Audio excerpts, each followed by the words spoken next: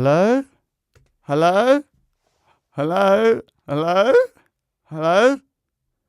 Hello? You're scaring me. Hello? You're starting to worry me. Hello? Hello. Hello. Hi, Paul. Yes, I wasn't sure if you were there. Hello. Yeah, no, I'm here. Don't worry. Hello, Jack. Yes, just to explain that it's the Paulfoot podcast, and I'm joined by Malcolm Head, whose name is also called Jack. That's right. So, and in fact, we might speak about that later. When he started show business, he took on a showbiz stage name of Malcolm Head that for a character that was almost immediately abandoned. And then, so now he still has the name Malcolm Head, but with the same act. Yeah. You used to go on stage and you used to pull your trousers up very high. Oh, yeah. And wear funny rucksack, but you don't bother with that now. No, I sometimes have the rucksack, but just purely for practical reasons. You know, if I need to take something on stage. Yes. And you wear normal trousers now. Yeah, not it's all all pulled normal. up. No, I've abandoned it pretty much. But because obviously I started like that, I just, I sort of drag around.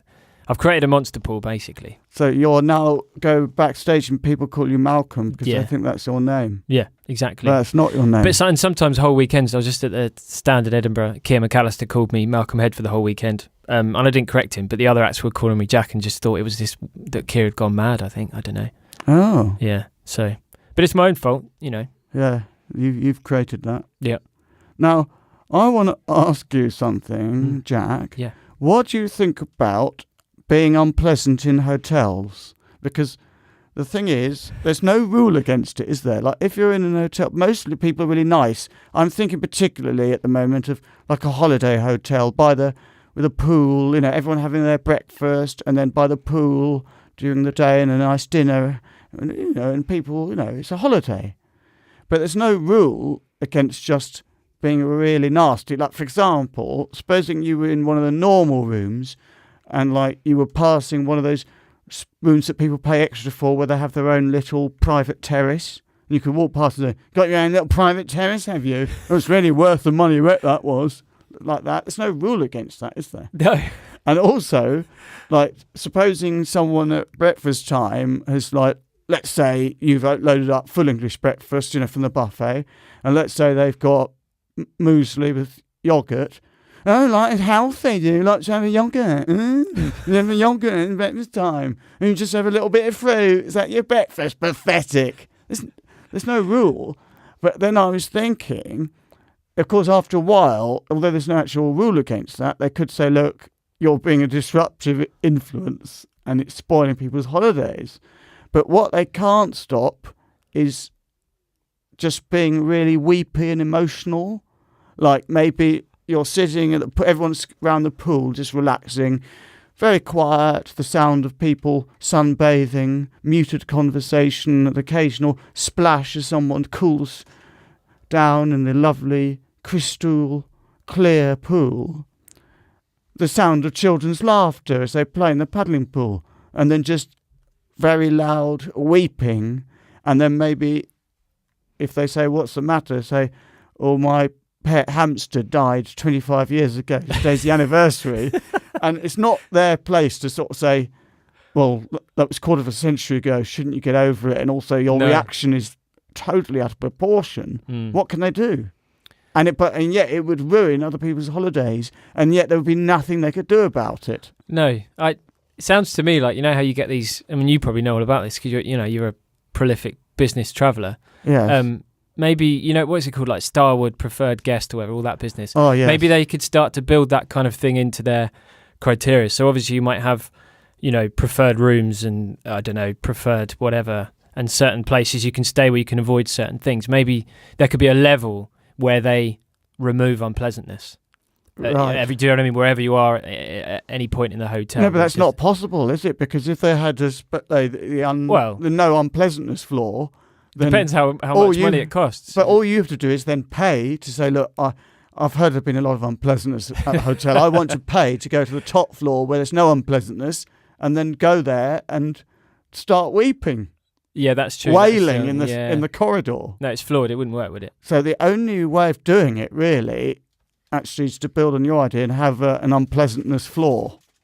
where everyone can be really unpleasant. It's like a reverse of the quiet carriage on the train. Yeah. An unpleasantness carriage. Yeah, they could have that on the train, couldn't they? Yeah. An unpleasantness carriage where it's if you want a fruit juice, you get a knife in the face, mate, and all stuff like that. I think physical threats, and just general unpleasantness. On the Virgin West Coast, they had those anyway, sort of unofficially. They had Coach B. Coach B was unofficially it was known to be pretty unpleasant. Yeah, particularly at night. Yeah. Yes. That's topical as well. Oh no, it's the East Coast that's gone. Yeah, that's could become into the British Rail now. But that's another place. If you want to get the real unpleasantness, why not take a Friday night, really late train, leaves about 1:45 from, say, somewhere like Newcastle back to London. Oh, it's really unpleasant. Everyone's really drunk. It's horrible. Yeah. I failed, didn't I, with helping you to work out about the unpleasant you succeeded. Stuff. Oh no, I did. No, that's right. I succeeded because I was thinking. You suggested the unpleasantness zone. The zone. That's right. Sorry, my Starwood thing. I really thought I cracked it with that. No. Because the only difficulty is if everyone's being unpleasant, then you don't really get the enjoyment as the unpleasant person in victimising people who aren't unpleasant, because that's where the real fun comes from. A nice family just enjoying their holiday. And, oh yeah, nice little family, are you? Yeah. Mother, father, 2 children. You think it's so great, don't you? Bastards! Shouting at them across the dining table. Yeah. You don't. But if they're just unpleasant, you don't get that enjoyment. And also, what about the waiting staff? Will they be paid extra to work in the unpleasantness zone, or will they be unpleasant themselves? It's a really good point. So people that enjoy being unpleasant, they're not going to stay in that carriage, are they? They're going to just be walking up and down the normal carriages. Because, as you say, the thrill is to be able to go up to a really nice, quiet group of people and make them feel absolutely miserable, really ruin their journey. Yeah. Or go into, probably the ideal situation would be to do that in first class, wouldn't it? Go in there and, just go in there. A hammer attack. Always. I was thinking more just like a massive fart, but hammer would be worse. Yeah. I like this story. This is from a friend of mine, anyway, who's a comedian now, and when he was at university, he was in this university, some house that they were renting. Anyway, they were going to have a party, and this elderly couple across the road said, "Oh, well, we're away actually this weekend. We're going. So why don't you use our house? The party has much more room." And then they left all doilies out and made it all spotless, ready for the party. Anyway, it was like a proper student party. So predictably, the place was trashed. But that's not really the story. That's bad enough. The place was just trashed. But it wasn't just trashed and sort of several hours to clean up and also Mr. and Mrs. So-and-so, there was a bit of a broken window, and also that carpet, it's got a stain, you might have to put a rug over. It was comprehensively trashed. People had ripped the toilet out of the floor. They'd ripped it out, smashed everything. And also, when I was at university, I went to a friend's party, and it was in his parents' house, and they were away, the parents, and then he invited some people he'd known from school who turned out to be not the most sophisticated people. And anyway, they just did things like, oh, look, there's a hi-fi. And it was like a 3rd floor flat. And they just get a hi-fi and throw it out the window onto the floor, and it would all break. And they would just do things like walking across the room. They would just rip a lampshade from the ceiling. And they just trashed the place. That's wonderful. Properly trashed it. At university, there was a house party at ours in I think 3rd year or something, and somebody broke my bed and basically broke it in half. so the bed itself was sort of V-shaped, impossible to sleep on. But I was living in such poverty that and I couldn't. I think maybe I was late with a payment to the landlord or something, but basically I wasn't in a very strong position with the landlord, so I just carried on sleeping on the broken bed for the last 2-3 months of term. Yeah. And this is true, when I first met my now wife, she might have slept on that broken bed with me. That was kind of, that's extraordinary. Real desperate times. Real desperate times. Yeah. I think after a while, I just slept on the floor. Not that was very nice. It was a horrible carpet, all damaged from the party as well. All like, damp, and just it was with brutal. all stains everywhere. Yeah. But I couldn't say anything to the landlord because he just. And also, you'd smashed his bed. Yeah, I'd smashed his bed. Yeah, that's right. Yeah, I couldn't, and there wasn't really. It's not like it was a little bit smashed, and I could sort of go, "Oh, it's a faulty bed." It definitely was just that he got snapped in half by an idiot. Oh, that's so good. Also, when I was at school, we were in the break time.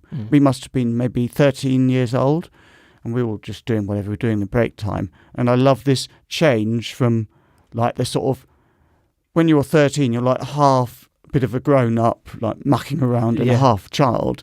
And this chap, he was saying, he like ripped a bit off like a bit of metal off some desk. Yeah, I'm hard. I ripped a bit of metal off the desk, sort of thing. Then he's like banging the desk with this bit of metal, like whoa, like too much testosterone going around the body. 13 years old, but I'm a man now. I'm banging a bit of metal on the desk like that, like as if that's what men do.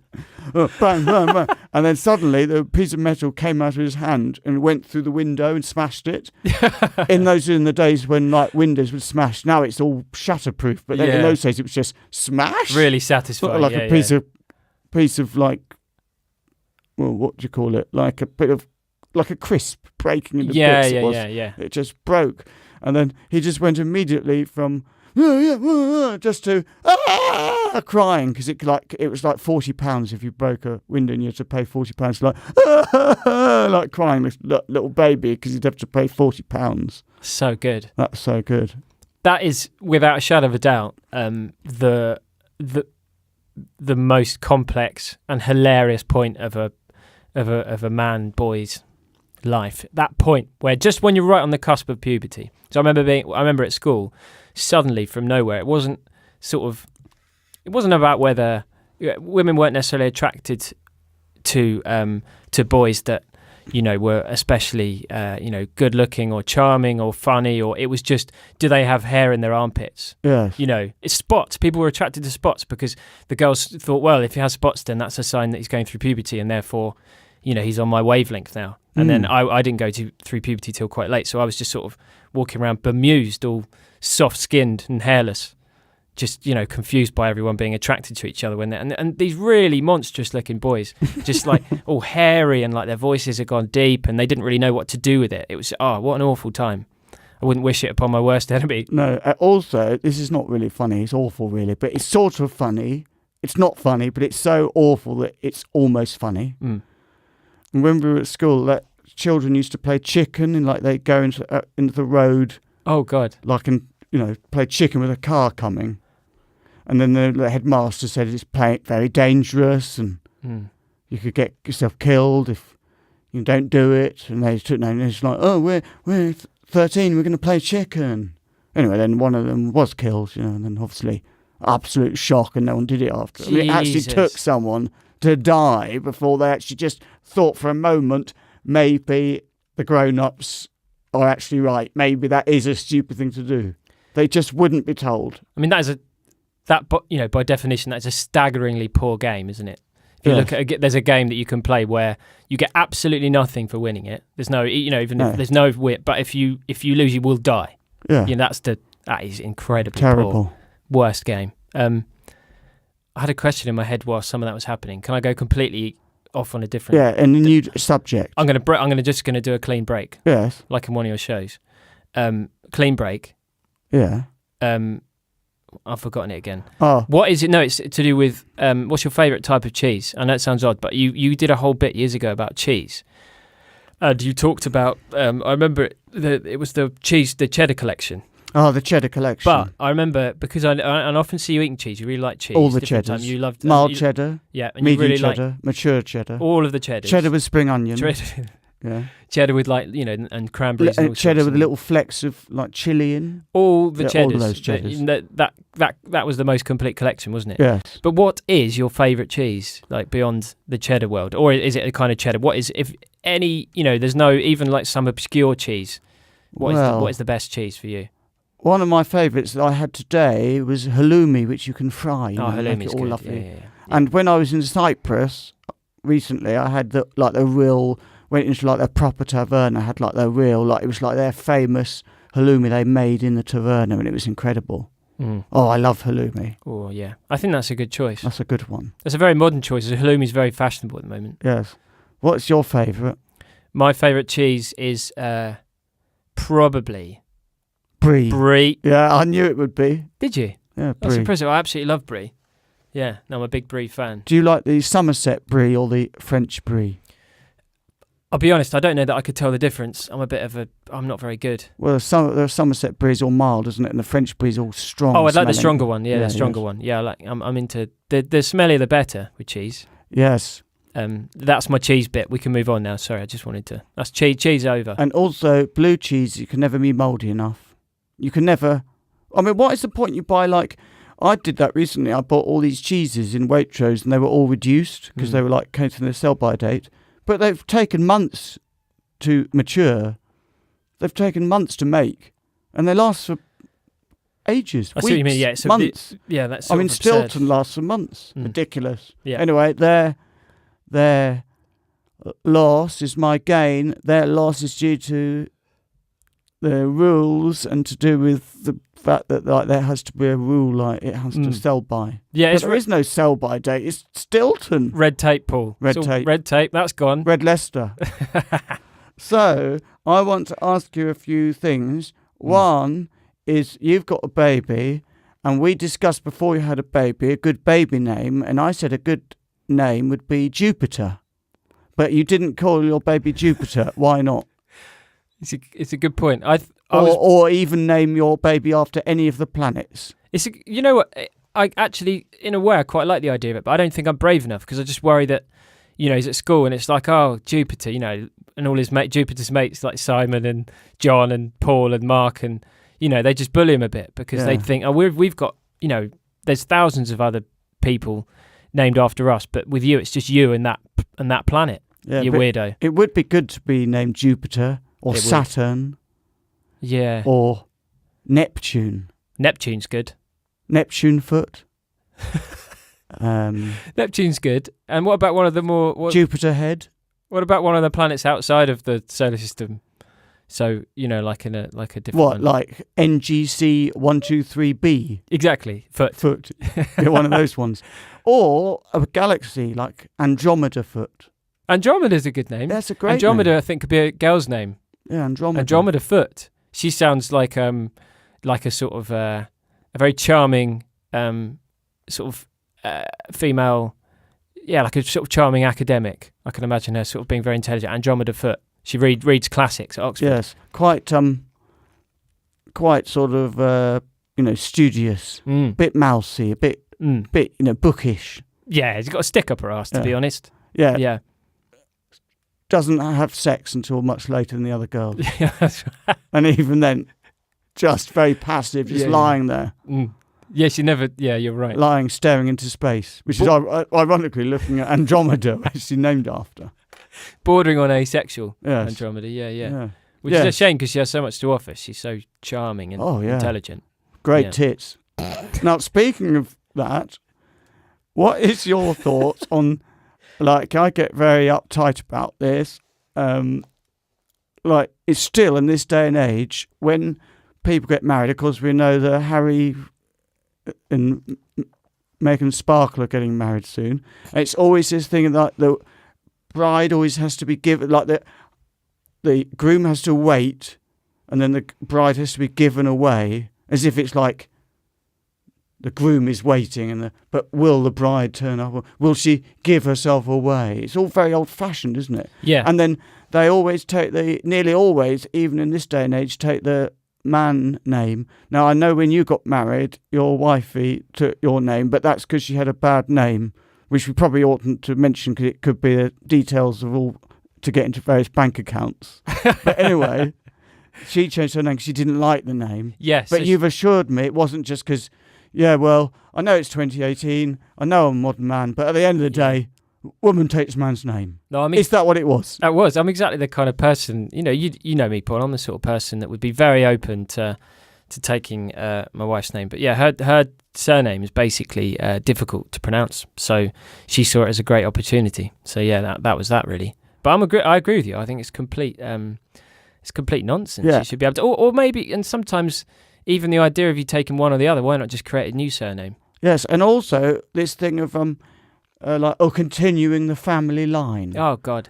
Like, is your family line is going to continue, but not her family line. I mean, it's absolutely ludicrous. Yeah, it's nonsense. It's really weird. It's like this kind of, especially what you were saying a second ago, that whole role play thing almost. Like the bride being given away. Did you do that at your wedding, and was she given away and all that No, stuff? not really. Like, I mean, we did the most minimal of kind of, I can't even remember.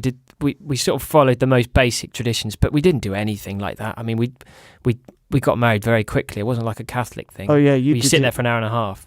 You did it in Las Vegas. We eloped to Las Vegas and just did it in like 10 minutes. Some French bloke married us off. Oh, it's brilliant. And he just seemed sort of completely uninterested. Well, he just does it. I mean, he does it all day. Well, he does 50 of them a day. He didn't even know who we are. That's fantastic. And so, did you have to give him like your passport or No. ID or something? I think they took it. I think someone might have took it at the desk, but not really. No, they don't. But surely, how is it a legal marriage? There must be some legal. No, they do documents give you. They them. give you a certificate that then you can kind of you can turn into a UK one when you come back. Did you turn it into UK one? Yeah, we did that, and then I think the initial one does sort of still work, but it looks really funny. This Las Vegas, it doesn't look real. It just looks like one that you'd make in like word art on your computer. Oh, can you show it to me? Yeah, I will. I'll bring it to you. It is hilarious. Like it's real basic. The charge is like $50 for it, but it looks rubbish. It's not like But I just found all of that hilarious. And where was it in Las Vegas? Like in one of the hotels or in a casino? Or there's an area of Las Vegas where everyone gets married. All the chapels are on one street. Oh, there's even a drive-through chapel. One of them you can do it in your car. Oh, that's so it's good. It's good. So you could like do that and then just drive, and get petrol and a burger afterwards or something. Yeah, it's good. Oh, that is brilliant. It's really drive-through. Drive-through wedding. That's a real thing. But there's just a row of them. It really makes it. I tell you what it does. It completely removes any possible trace of romance in the whole thing, which was, which is best. Perfect for someone like me, devoid of emotion. I imagine if it was one of those ones when it's like by the beach and it's all like lilac flowers all thrown on you and stuff. You'd probably throw up. I'd be sick. The sentimentality of it all. Yeah, I'd be sick. I mean, I couldn't handle it. No, I don't like people to enjoy themselves. Yeah. Also, the thing I would not want to do if I got married is all that thing with all your family. Then it's like, oh, it all means so much. Oh, they're all there to see me. We're so self-indulgent, isn't it? Yeah, completely. And it's why, it happens a lot. I've read about this before, that a lot of women get really depressed after their weddings because it becomes this huge thing. They plan it for so much, and it's built up so much. And it is just and one focus on day. it completely one day, and then afterwards they just feel completely empty because it was. Well, they spend months. Yeah. And it's all, oh, who's going to sit next to whom? And, oh, we have lilac napkins, and, oh, we're going to have this particular flower within the bouquet will complement the lilac. And, oh, no, we don't want that flower. And all it goes on and on like that. Oh, it's, yeah. I mean, and all it is just one day.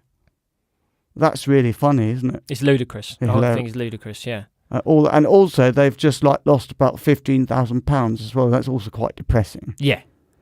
Yeah, absolutely. I mean, these days, £15,000 is quite useful, isn't it? You can do lots with that. Yeah. Also, as you will know, you had that low-key wedding, and then you had a little wedding party for your friends and so, which I refused to That's right. attend. Yeah. Well, despite, having been friends and business associates for years, yes, we go to great lengths to not go to any of each other's kind of social gatherings, don't we? Yes, we do. Yeah, and we're doing well. We've continued that to this day. Yes. So, when you see your wife tonight, don't give her my regards because she doesn't know me. So, now what about? I'm thinking of this. This relates to what I was just saying about the all the different planets. The other day I was lying in bed. Well, it was like I was in the spare bedroom. I decided to lie in the spare bedroom, which I don't normally lie in. I liked it in there. And I saw this light in the sky and in the night. And I thought, that's a bit high to be like a telegraph pole.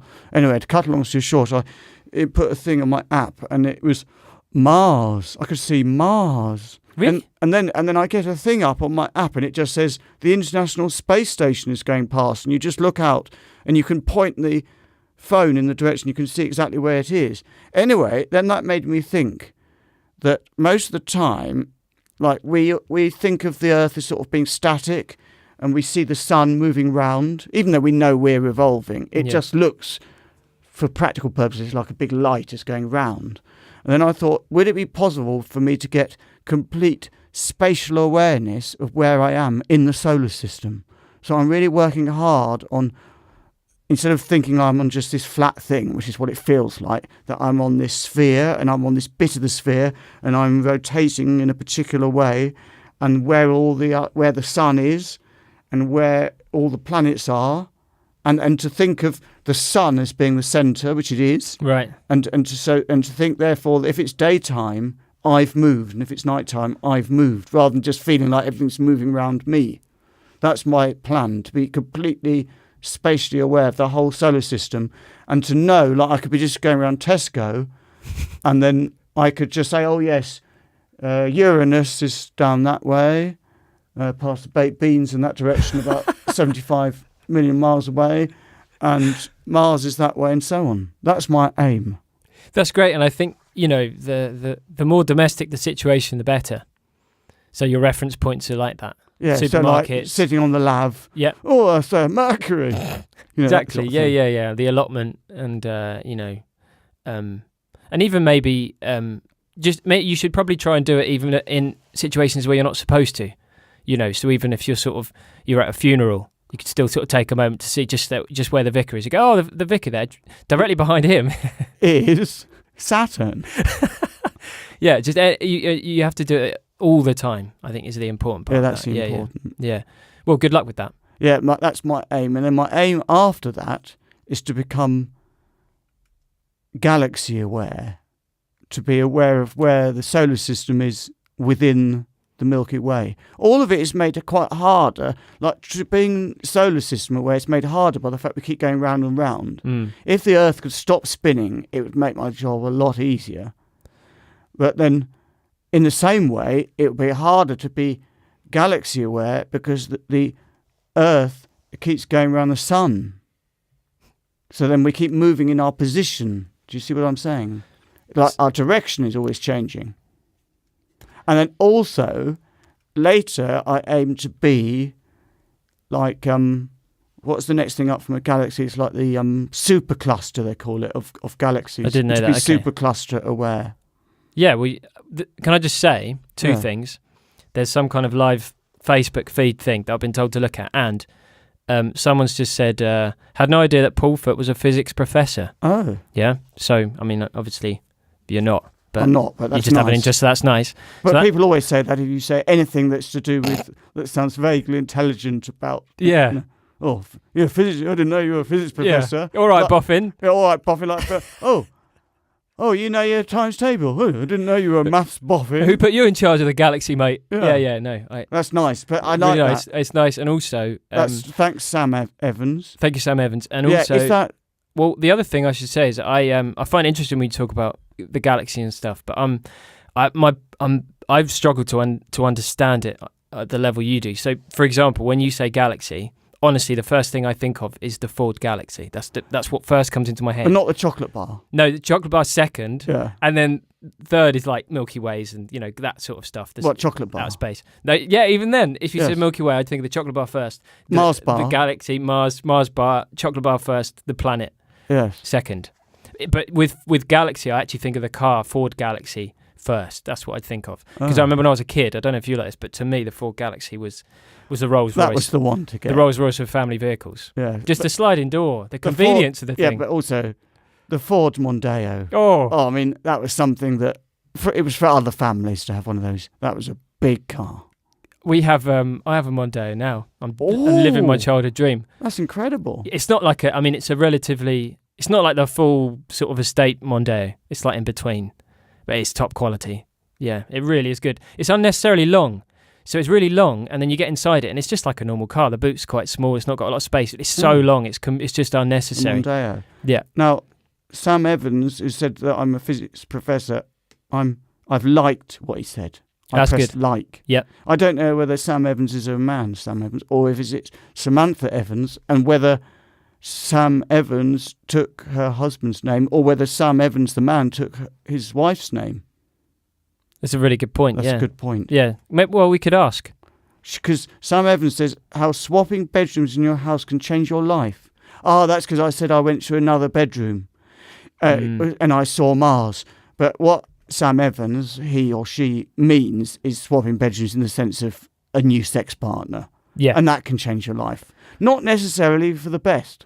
I mean, sometimes it can be rather awkward.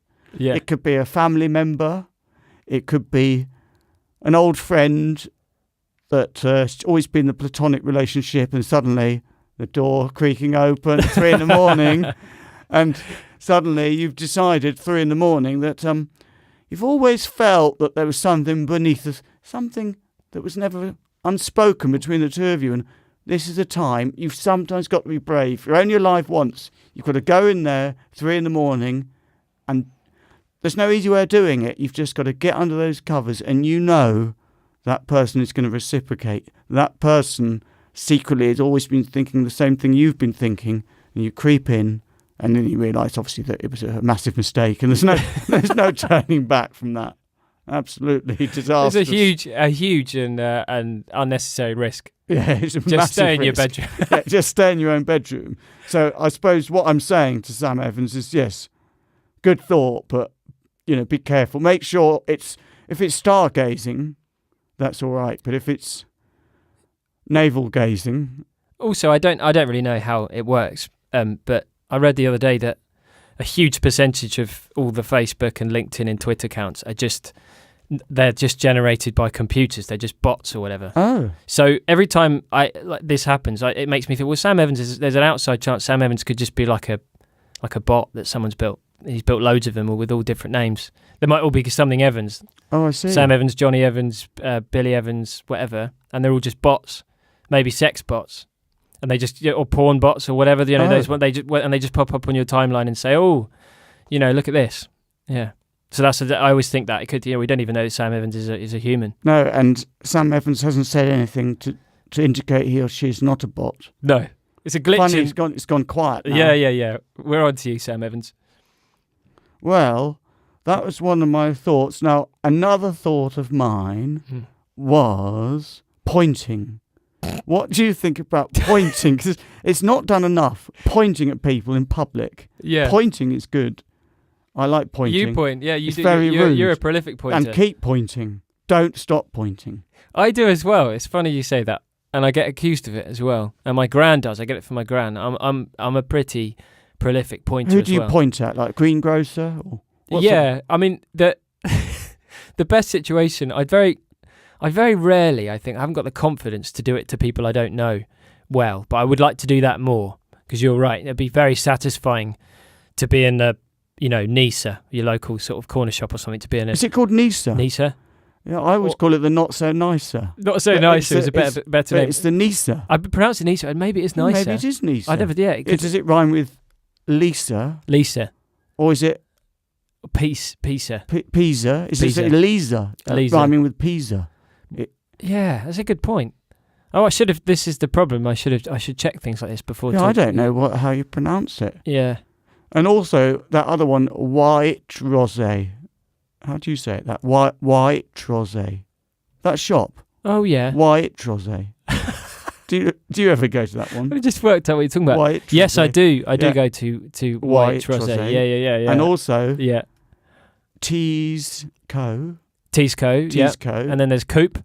Coop. Yeah, I like Coop. Oh, now this is the other day I was in Islington and I was thinking, isn't it very gentrified in Islington? And I was half expecting to see Tony Blair or Gordon Brown, that sort of thing there. Emily Thornberry, people like that. Anyway, then I saw that there was like people who put out their recycling their bottles, and there was like Lançon champagne, and I thought, right, that sums up. Anyway, then I saw this sort of green writing, and I thought, oh, that must be a Waitrose, because my brain thought it was Waitrose, but it wasn't. It was Co-op, but my brain had told me it was Waitrose. So I went in, and I remember thinking, this is not one of the best Waitroses I've been. I mean, the choice is much less good than normal Waitrose. And then there was a big queue for the checkout, because I thought I was in Waitrose. If I'd known I was in Co-op, I'd have just, oh well, that's that. But I sort of thought this is. So then I saw one of the shelf stacking. I said, "Excuse me, would you mind opening another till, please? Because we're waiting. This Waitrose something." Then I gave my Waitrose card, and they said, "Don't take that." "Oh, you don't? It's one of those Waitroses that doesn't take it." "No, it's Co-op." And then the penny dropped. So the point I'm making is expectation. Yes, and also I've noticed this, Co-op have had a real big rebrand. They've made themselves look quite fancy. They they've changed their colours. They've done what they the make majority to make it look like Waitrose. Well, they've done what the majority of people in the southeast of England have done, and it's just put lots of grey in it. You know what I mean? They've it's all grey on the outside. They've got a new grey thing on the outside on some of theirs. It works. Grey is the colour of sophistication. Sophistication. Yeah. I mean, it used to be like the colour of death and depression, but now it's the colour of sophistication, isn't it? Grey would be like, oh, but now... Yeah, grey, you're right. Yeah, grey, you go to any swanky London property and it'll be grey as you like. Be 50 shades of grey. No, 1 shade of grey, but... One shade, yeah. 1 shade of grey. 50 shades of grey. Then it would be quite interesting, actually. Some pervert's S&M film, isn't it? Yeah. I've never seen it. Have you seen it? No, nor read the book. But I don't even know what it's really about. I don't. I know it's about sex stuff, but I have no knowledge beyond that. Is it just like people having sex throughout the whole film? What happens in it? I don't know. My understanding is it's a guy who's into rough sex. He's into sort of some, and I think the film is about him and this woman, and she likes him, but he does some rough sex with her, and I don't know anything beyond that. Does she like it? Does she not? Do they stay together? How it ends, I've got no idea. But it's very popular. Oh, very popular. I would rather watch a murder mystery. Yeah, so would I. Yeah, absolutely. Or the snooker. Now we've got some new snooker. Yes, new messages. I like the snooker. Oh, well, I sort of like the snooker in theory, but now this is interesting. I used to watch the snooker and I used to love it, but then about 8 years ago, I just found it completely boring and I can't watch it anymore. So has that happened to anyone else, or are there any other sports that people have thought, I used to like that, and you just think, I had enough of it now? Actually, I talked about murder mysteries, and a similar sort of thing happened. Like I used to really enjoy things like Silent Witness and all those, and now I just think, I can see it a mile. I can see it's just boring. It's all the same old cliches that we had. Like every episode is always the same, and I don't watch it anymore. Have you had a similar experience? I'm trying to think of something that I really liked and then suddenly didn't. Not really. I'm not much of a creature of change. I like all the things I used to like. Is there anything? I've definitely had it with certain foods. Name a food that you don't like anymore. I would say I like all foods, but foods that I've got bored of.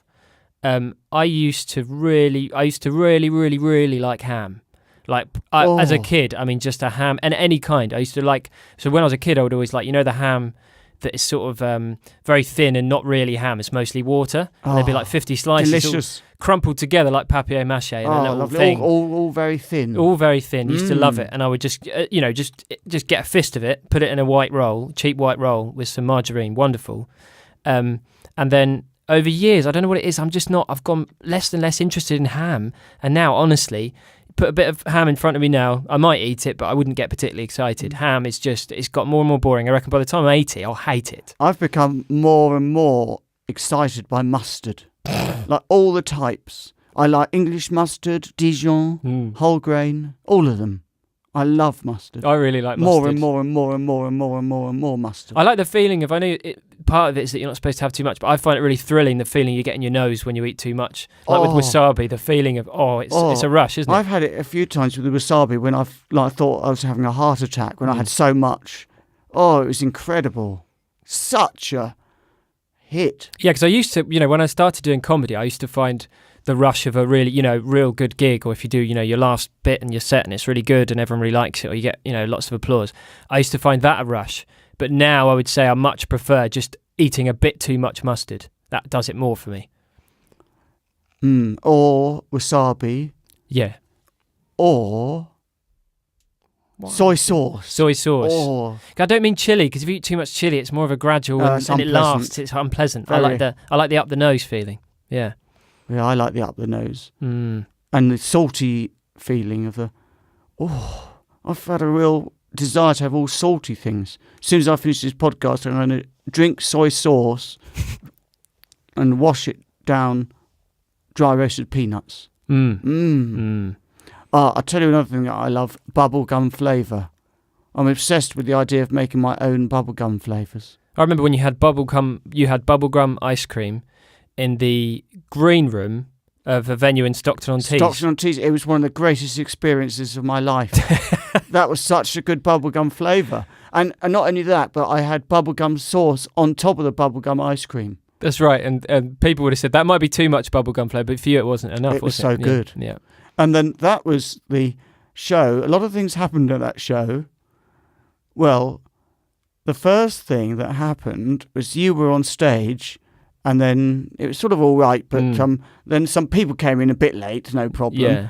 But then they, well, I mean, it's no easy way of putting it, but they broke. Well, it was like the seats were like those fold-down seats, like with a sort of metal sort of frame that holds all the seats together, and they broke not just the seat, like the whole metal structure. Yeah. Just the broke. superstructure of the theatre was broken. And then there was this awkward moment because the ushers didn't quite know what to say, because they know, well, what do you know how to say? Oh, it's move along, yes, 21B, but what do you say when they've broken the structure of the theatre? And you didn't want to kind of say, oh, yes, well, you've just broken the superstructure there due to, well, how do we put it? I mean, if they were planets, there weren't so much Mercury, there were more Jupiter and Saturn. Yeah, they were more at that end of the, that's a diplomatic way of putting it. Yeah, but that was definitely the problem, because I didn't even want to draw any attention to it, because I felt like as soon as I did, then everyone would look at her and look at the broken thing, and then it would be horrible. I mean, to be honest, everyone was. But everyone knew. They were looking. It was unavoidable. They were looking at her because, of course, they were drawn to her gravity. But so it was awkward, wasn't it? Yeah, it was a difficult night. It was a difficult night. Yeah. And then, of course, I went on after and had a great show. Yeah, absolutely. As usual. Yeah, it was as if great success. It was as if you had gone and weakened the structure before I'd gone on. Yeah. You know, it's almost like someone, not me, but someone else might suspect you of foul play there, Paul. And then remember when we went back to the hotel that night, I sort of said, yeah, great success. I shone tonight. It was my night, and you were just like shaking like a leaf, knowing that things could have gone a lot better for you if the superstructure of the theatre hadn't broken just as you were doing your jokes. But it's not much to expect, is it? No. But no, I mean, no, you did much better than me in Stockton. That's undeniable. A lot. I mean, it was a real. Well, it's your kind of town, isn't it? Yeah, it was my place. Actually, being serious, when we were on tour, often they'd say they want to see more of you. Yeah, they like you when because you perform with me when we were on tour. In case people didn't know. Yeah. You're listening to podcasts. No, I have always say how much they like you and they want to hear more. As a result of touring with you, I'd say that I could go to almost every reasonably sized town or city in the UK and get about 8 people to watch me in every place, 8 to 10 people. But of course, the problem is there aren't any theatres that are that small. No. Otherwise, it's a tricky. Yeah, and also it's a tricky situation. You'd have to have a support act. Yes, and that support act would have to be someone who could pull in 1 to 1.25 people. Yeah, on precisely. Average. Yeah, exactly. So it's not, it's not quite the right balance yet. But it's interesting. But you're on the way. And also, though, and if I remember there is one place. What is it called? Chipping Norton. Yes. I couldn't explain. I genuinely don't know why. I can't remember how it happened. But in Chipping Norton, I can pull a crowd. I could sell a room in Chipping Norton, 50 people. I did it once. People in Chipping Norton. Yeah. So, I can't explain it, but I'll keep doing it because it's thrilling. Also, when I started doing comedy for the first 13 years, it was very difficult. I had very tough gigs and so on.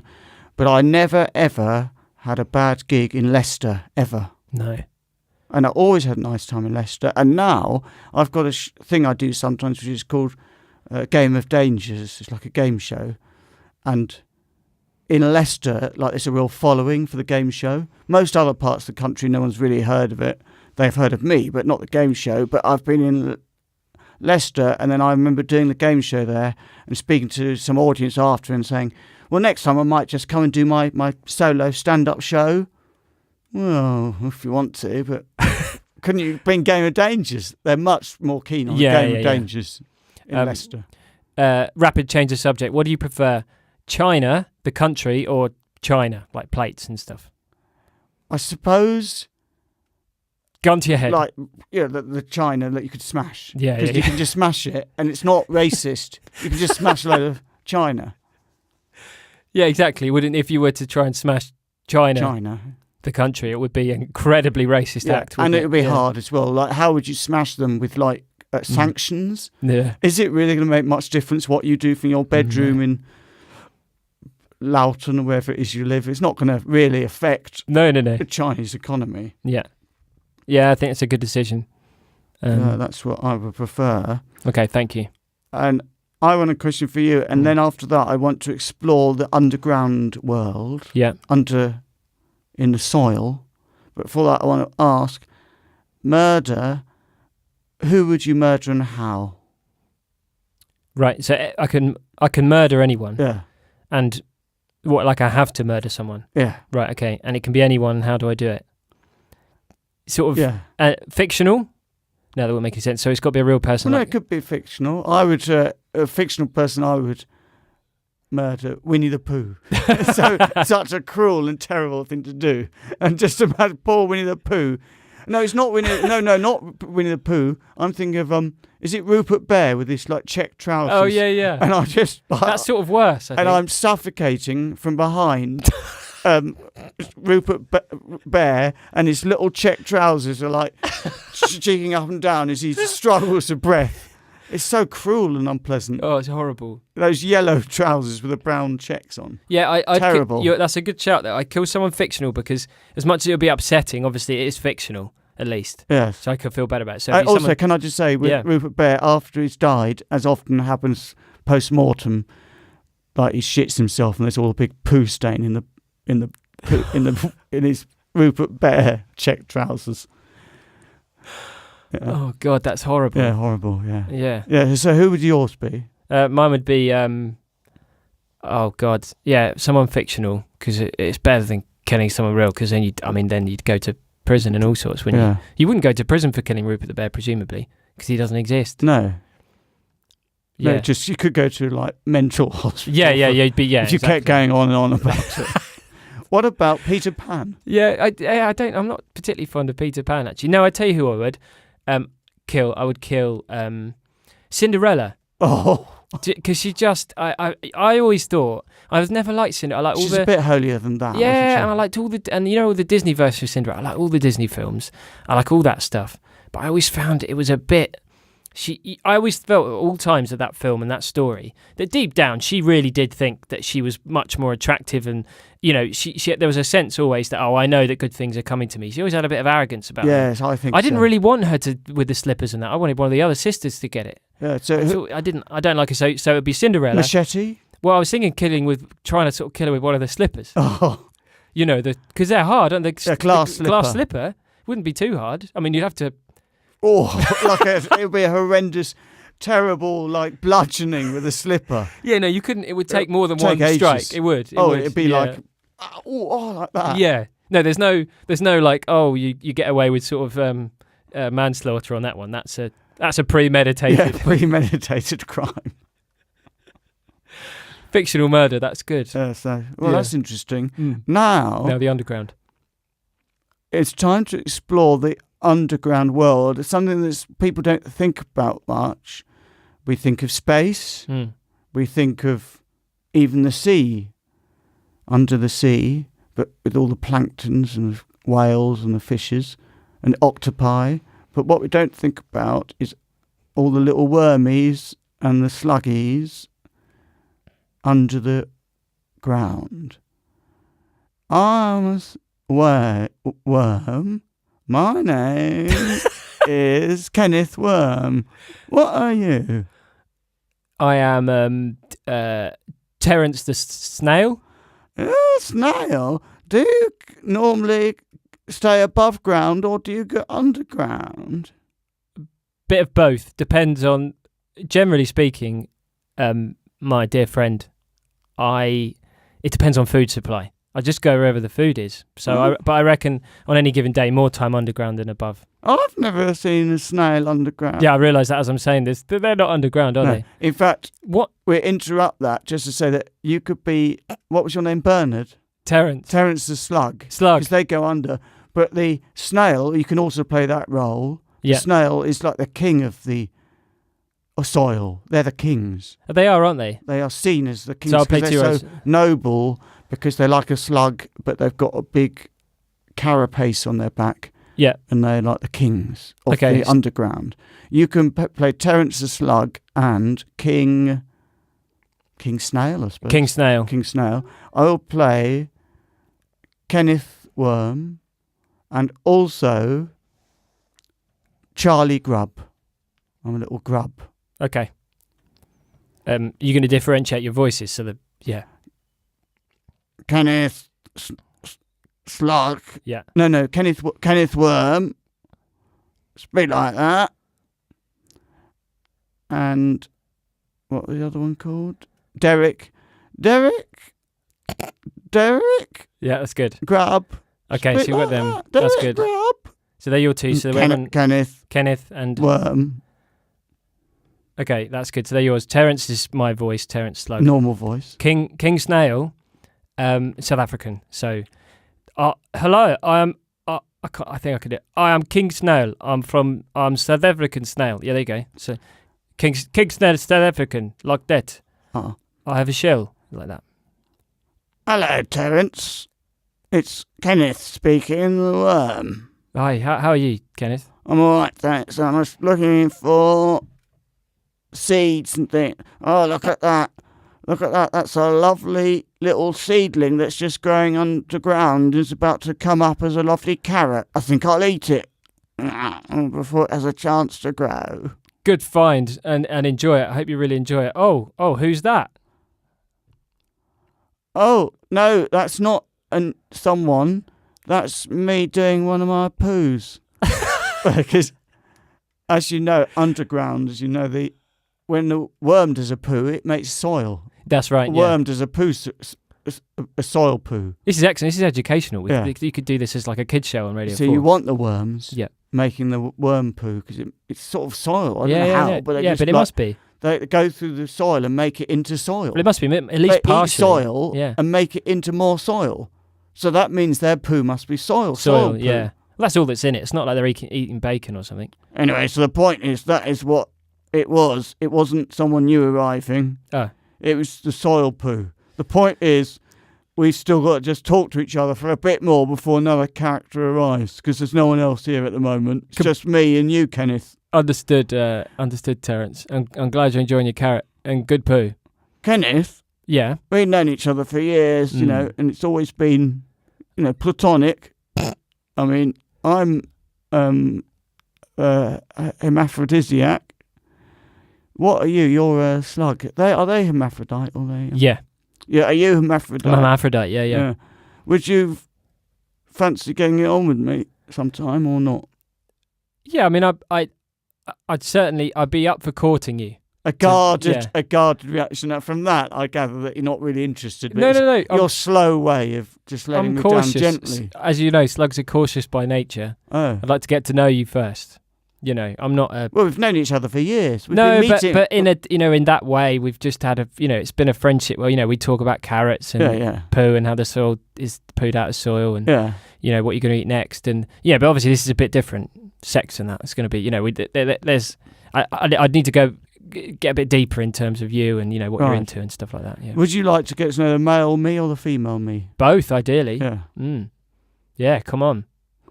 Well, meanwhile, another character's arrived. It's Derek.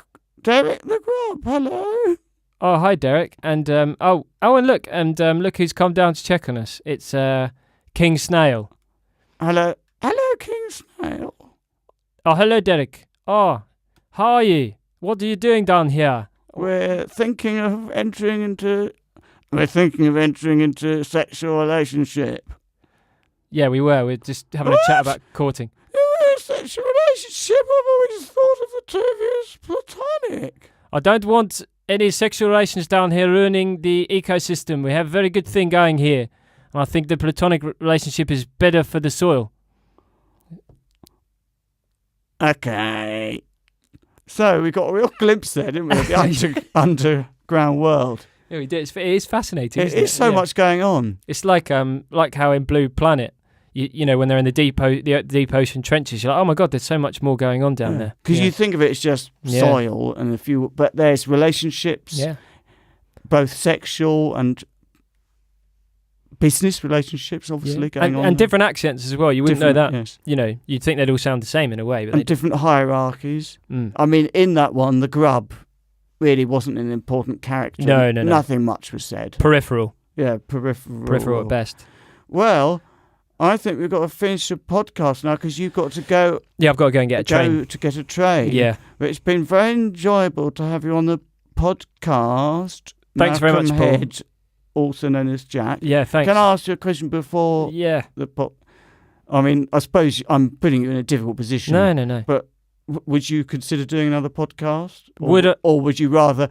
I mean, well, what's your situation? Is it, yes, definitely, love to do another one? Is it, I might well, you know, I'll check my diary, which is a polite way of saying that later on you privately sort of say to me when we're off air, Paul, you know, I don't want to do another one because that wasn't at all what I expected and I don't want to do one. Or is it just a straightforward public no? So those are the three options, I suppose. Yeah, it's a yes, definitely. Yeah, of course. Although, right, I will need off air. We will need to have a chat about fees. Oh, because and I don't know how podcasts work, but I'm assuming this must be going out to the whole world. I mean, you must be making loads of money. Well, yeah. So I want to cut the cash. Yeah, okay, I'll give you cash. Well. I would like to thank you for coming to the podcast. And what sort of money were you thinking of? Oh, just like my bus fare is fine. Yeah. That's what I expect. No, nothing more. Yeah, bus fare and enough for a cheeseburger. A cheeseburger as well? Yeah. That's about £10. A McDonald's one, like £1. Yeah. Oh, yeah, they're really cheap, aren't they? I can eat that on the bus, yeah. I haven't been to McDonald's for years. I used to. Yeah, don't go. No, I used to go to Burger King. It used to be my secret vice. I used to go once every 6 months. But I once had a McDonald's. I didn't like it. It was all sugar. Oh, it's dreadful, yeah. It tasted like eating a sweetie. It is. It's horrendous, yeah. I didn't like it. No, you keep living your life your way, Paul. Yeah. I'll do it my way. My way or... What's that? Take my way or take the highway? It's that crooner, the old... Johnny... Aretha Franklin? Yeah, that's the one, yeah. You got to shape up or else you're going to... Yeah, they're all the fall same. Down. They're all the same, those songs, aren't they? Baby! Yeah, let's sing a song to each other. Okay. It's a love song. Yeah. Don't please take this the wrong way. This isn't the beginning of a different phase in our relationship. It's just we're singing a love song. It's a bit of... Yeah. But having said that, so I just want to point out this isn't the beginning or anything like that. Yeah. Having said that, it is very romantic and quite sexual. Sure, The song. The song, yeah. Baby, I love you inside me. So there we have it. There we have it. Yes. Yeah, and I'm familiar with that song. That's the same, isn't it? That's one of the crooners.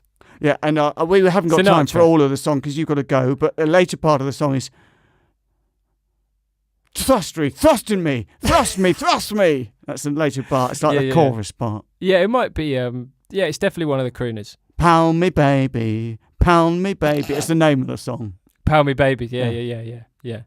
Well, thank you for being on the podcast, Jack. Thanks for having me, also known Paul. as Malcolm. And thank you to Matthew for being the technical wizard behind the scenes. Thank you, Matthew. And thank you to everyone who's worked tirelessly behind the scenes to make tonight happen.